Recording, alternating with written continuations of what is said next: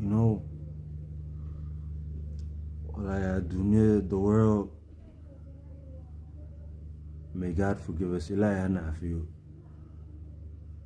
situation is horrible. Had to hear, you know, even where I live here, the country I reside in, had to, you know, how it's meshi halkaasito and gaajada iyo geerida oo bini aadan gacmahooda ku imaaday. Haddana waxaa laga calaacalaa markaasayto pollutionka oo sababay waxay gacmahooda ku sameeyeen, you know, and then, you know, then gonna complain about, you know, disasters that are caused by their hands.